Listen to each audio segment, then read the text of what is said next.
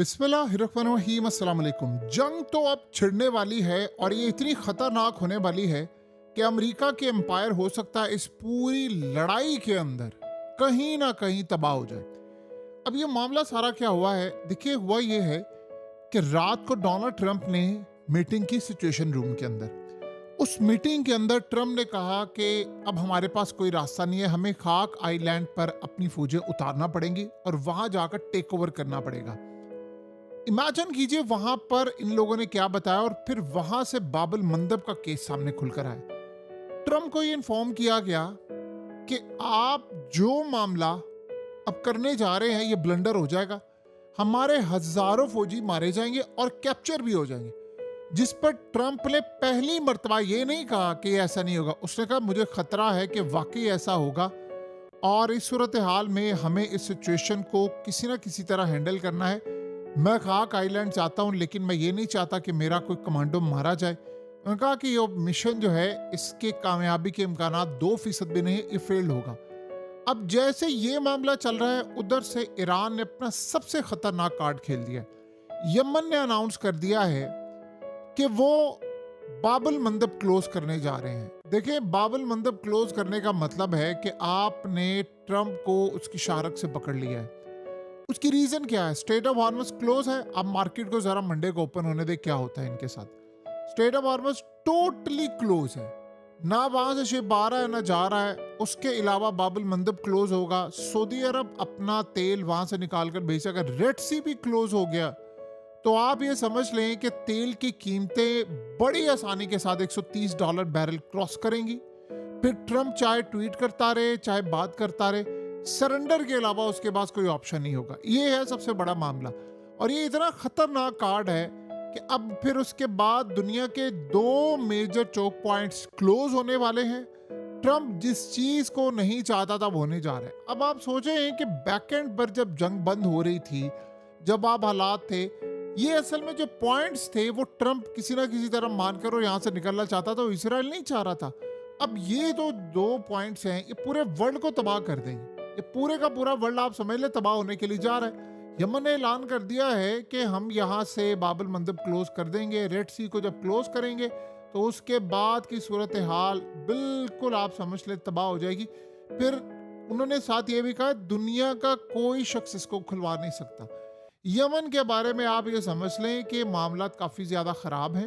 Yemen और Iran में बड़ा डिफरेंस है। ईरान में जो चीज़ है, देखिए ईरान किसी ना किसी तरह बात कर लेता है। यमन के जो लोग हैं वो बड़े डिफरेंट है। वो यानी एक दफ़ा आपके पीछे पड़ जाएं तो बड़ी मुश्किल से ही जान छोड़ते हैं। आपको पता है कि इस वक्त सबसे बड़ा चैलेंज क्या बना हुआ है?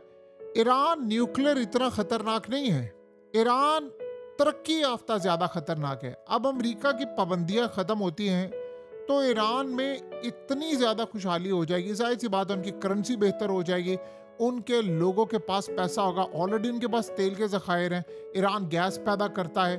आप सोचें ज़मीन के नीचे मादनियात है, ऊपर जो फ्रूट से लेकर चीज़ें, दुनिया के बेहतरीन इंजीनियर्स, डॉक्टर्स, तमाम के तमाम तो ईरानी हैं।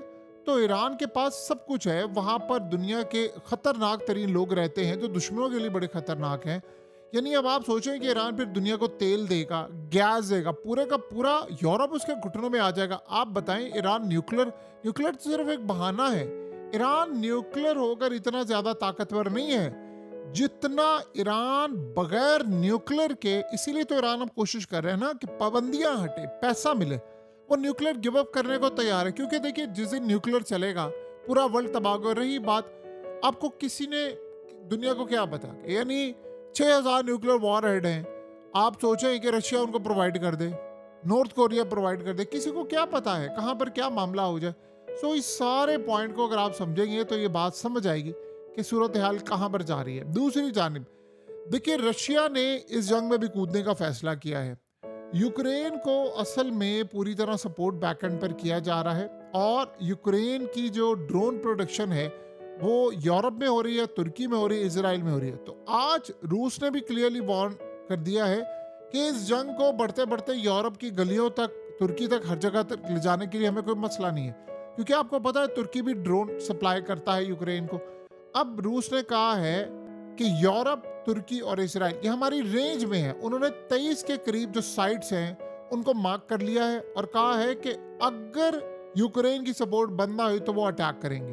तो ये अटैक उन्होंने क्लियरली कर देना है। अब यूरोप में भी अटैक हो जाए और ये सारे मामला भी हो जाए। देखिए, ईरान के जो स्पीकर है पार्लियामेंट के, उन्होंने किया कौम से खिताब। उन्होंने कहा जब मैं पाकिस्तान में था तो मुझे इतला दी गई कि अमेरिका का एक माइन स्वीपर एक ऐसी जगह पर है जहां अगर वो ना रुका तो ईरानी मिसाइल इसको उड़ा देंगे। कहता पाकिस्तान के अंदर जो अमेरिकी वफ्द था, मैंने उसको कहा कि तुम इस सरहद पर एक कदम भी आगे बढ़े ना तो हम उड़ा देंगे। कहता 15 मिनट उन्होंने हमसे मांगे और वापस गए। और ये सूरत हाल थी कि आज उन्होंने कहा कि हम अमेरिका के मुकाबले में बड़ी ताकत नहीं, लेकिन हमने कैसी जंग लड़ी, हमने अमेरिका को चित कर दिया, चारों साइड से अमेरिका को हरा दिया। ये है ईरान की ताकत। अब आज न्यूयॉर्क टाइम ये बात कह रहा है कि 40% अभी ड्रोन्स, मिसाइल, तमाम चीजें तो ईरान की पड़ी हुई हैं। अब पहले ये कह रहे थे कितना, अब 60%, 70%, किसी तरह इनको अंदाजा नहीं है कि कितना कुछ पड़ा हुआ है। तो ये क्लियरली इंडिकेट करता है कि हालात कितने ज्यादा अमेरिका के लिए खराब है। ईरान पूरी तरह छा जाने वाला है। और सबसे बड़ी बात यह है कि अब ईरान के पास ताकत बहुत ज्यादा आ गई है। देखिए, आज उन्होंने कहा है ना स्ट्रेट ऑफ हॉर्मुज़ क्लोज करें। ट्रम्प ने कहा है कि खाक आइलैंड पर जाना है। उनके अपनी फौज और एजेंसियों के लोग कह रहे हैं कि सर ये तबाहकुन होने वाला है, ये काम आप ना करें, ये बड़ी तबाही की सूरत हाल है। दूसरी बात, ये जो बात हुई है, अब ईरान ने कह दिया है कि अमेरिका को यूरेनियम देना, स्ट्रेट ऑफ हॉर्मुज़ खोलना और अमेरिका आए और ईरान में आकर जीरो इन्रिचमेंट करे, ये सिर्फ अप्रैल फूल है और ट्रम्प की अपनी अजम्पशंस है। ये फ्रॉड है, ये पूरी दुनिया को पागल बनाने के लिए काफ़ी है, ये काम नहीं होगा। सो अब आप सोच लें, ईरान डटकर खड़ा है, खुलकर खड़ा है और वो लड़ाई करें, वो तो किसी को यानी करीब भी भटकने नहीं दे रहे। अब आप बताएं आपने क्या करना, आपके पास क्या सूरत हाल है, आपका लेवल क्या है। अमेरिका को ये बात बड़ी अच्छी तरह समझ आ जानी चाहिए कि हमारे हाथ से गेम निकल चुकी हुई है। इस वक्त सिचुएशन रूम में आपको पता है डिस्कस क्या हो रहा है कि ईरान की गैस कैसे हासिल करनी है, उसका तेल पर कब्जा कैसे करना है, उसके खाक आइलैंड पर जाना कैसे। वहां पर ये चीज जब डिस्कस हुई है ना कि अमेरिका ईरान के पावर प्लांट पर हमला करेगा, तो उन्होंने कहा अमेरिका अगर अटैक करेगा तो अमेरिका के इत्तेहादी गल्फ कंट्रीज के अंदर इन सब पर अटैक कर दिया जाएगा और ईरान ने अटैक कर देना है। तो वहां से अगर बिजली चली गई तो अमेरिका के लिए इन्वेस्टमेंट भी जाएगी और पूरी दुनिया में ऐसा बहरान पैदा हो जाएगा जो कई साल तक उस बहरान से कोई निकल नहीं पाएगा। और अमेरिका के लिए वैल्यू इतनी खतरनाक होगी कि पूरा वर्ल्ड अब इस चीज को ज्यूम कर रहा है कि जहां अमेरिका का हाथ होता है उस मुल्क के लिए अब तबाही है। तो ईरान एक एग्जाम्पल सेट की है कि जो मुल्क अमेरिका को अड्डे देगा, जो मुल्क अमेरिका की जंग में आएगा, उसकी तबाही पक्की है। देखिए, पाकिस्तान ने अफगानिस्तान की जंग में, हमारी जंग नहीं थी, हमने कितना नुकसान उठाया। इसी तरह अब गल्फ कंट्रीज, उनकी जंग ही नहीं है ना, उन्होंने पार्टिसिपेट किया और आप देख लो उनका नुकसान कितना ज्यादा है। अभी तक सूरत हाल कितनी खतरनाक है। ईरान का मामला आप सबके सामने है। अभी ईरान पीछे नहीं हट रहा।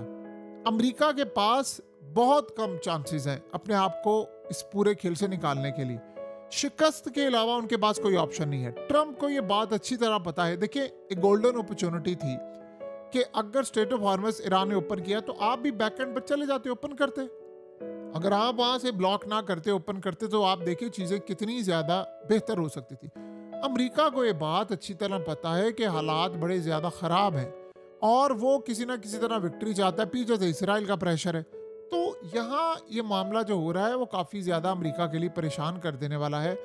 अमेरिका इस पूरे के पूरे खेल को जिस अंदाज में देख रहा है, जो मामला देख रहा है, वो काफी ज्यादा परेशान कुन है। बहरहाल अब अमेरिका के साथ साथ बाकी ताकतें भी इस पूरे खेल को देख रही हैं और लेट्स सी अब होता क्या है कि अमेरिका अगर इस लड़ाई में कूदता है तो बड़ी तबाही है। आपको पता ऑलरेडी ईरान के जो कमांडर है उन्होंने कहा है कि अब ये जंग होगी ना तो ये वर्ल्ड वॉर होगी। यानी अब उन्होंने ये कहा ही नहीं है कि ये गल्फ कंट्री, उन्होंने कहा पूरा वर्ल्ड इसकी लपेट में आएगा। ईरान आखिरी हद क्रॉस करेगा $200 बैरल तक तेल ले जाने की, और वो अगर वहां पर चली गई ना तेल की कीमत, तो ये जो थर्ड वर्ल्ड कंट्रीज हैं ये तो बिल्कुल फारिग हो जाएंगी। अमेरिका की पूरी एम्पायर टूट जाएगी। वहां पर अब हालात ये हो जाएंगे, अब आम सड़कों पर निकल जाएगी। ये इसके अलावा कोई मामला नहीं होने वाला। अब सोचो ना, तेल की कीमतें आप $100 से गिराकर 81 और ये सम तक ले गए। अब बताएं वापस वो जा रही हैं 100 पर, 110 पर, 120 पर। लोग कह रहे हैं क्या पागलपन इस वक्त हुआ पड़ा है पूरे वर्ल्ड में। यानी कब तक ये सिलसिला चलेगा, क्या सूरत हाल होगी, किसी को नहीं पता।